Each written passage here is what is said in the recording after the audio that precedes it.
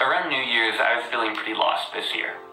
See, I just wrapped up my first semester here at Harvard, and I felt like while I had learned a lot academically, as a person, I hadn't really learned a lot. I was still the same person that I was. I wasn't pursuing any passions and growing.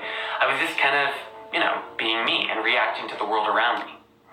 And I was not happy with this, so I made a video about that, and then I also decided, as a New Year's resolution, that I was going to be reading 52 books in 2018, one book every week. And I'm about 20 books in, and I'm going to be real, it's changing my life. When I was a kid, I was a big bookworm. I read books all the time.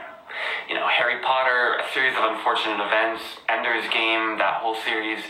I love them. I can thank my mom for that because she's a published author. And, this lasted for pretty much my entire elementary school career, and then all of a sudden I fell out of love. It's not anything that really changed in me, but I kind of blame the school system for this, okay? And here's why. So the problem with the way that reading is approached in school is that it associates a reward with the act of reading. That is, if you read a book, then you do well on your presentation, or on your test, or on your essay. It turns it into a transaction. So now when you take away that reward of grades, well, you're doing what feels like work because previously you exchanged it for a reward, but now there is no reward.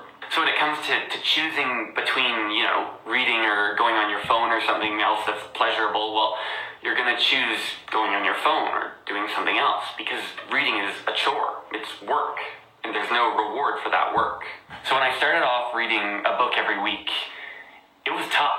It felt like a chore with no reward because that's how I had been trained by school.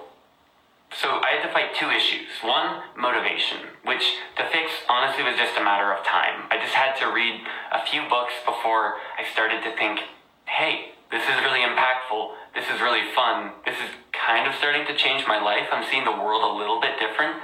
The lessons that I'm learning are actually starting to be applied to my life. I should keep doing this. This is pretty fun. And then it kind of became addictive. So then it just came to the question of how do I find enough time? And what I learned is that if I can carve out blocks of time throughout the day, so a little bit of time when I wake up, some time before I go to bed, sometimes I'll stick around after eating meals with my friends and I'll stick around for an extra 10, 15 minutes. If I have to take a bus somewhere, then I'll be reading on the bus. Just finding those little moments throughout the day, they really do add up, and you can end up spending, an hour and a half, 2 hours every day, just by picking those little 10 minutes here, 15 minutes there, and spending them reading as opposed to being on your phone or whatever.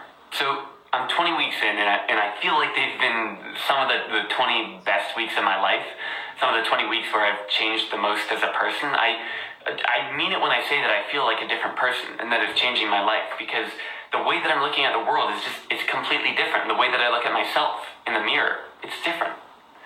And that's really exciting to me because 20 weeks is not a very long time in the grand scheme of things. So where am I going to be in another 20 weeks, and another 20 weeks, and another 20 weeks? If I can keep this habit up and I can keep this personal development going, that's really exciting to me. So I think I was mistakenly under the impression that I might not learn as much or much more from books than from, watching videos on YouTube.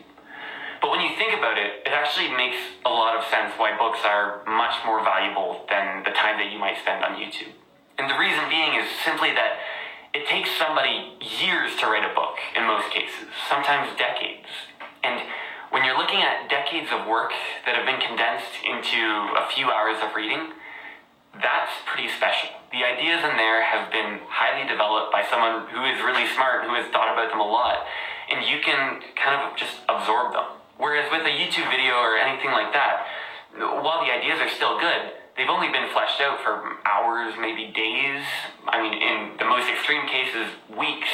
But you would never see something that took years on YouTube. For the most part, it's just things that people create in a few days, like this video. And I want to be clear that I'm not saying there is no value in other forms of media. Of course there's value in YouTube and in Instagram and stuff like that. But reading books, it's just on another level. So I'm recommending that everybody pick this up. Like, everybody should be reading for fun. And trust me, at first, it's going to suck. If you've come through the school system, reading is going to feel like a chore. You just got to stick with it. You just got to keep pushing through it and kind of making yourself read until you start breaking that habit of, oh, this is a chore. Once you start realizing, wow, this is really rewarding, I'm getting cool lessons out of this, then it becomes fun. And you just got to make sure that you're making time in your day, taking time away from social media if need be, and just spending some time with books. It's going to be tremendous.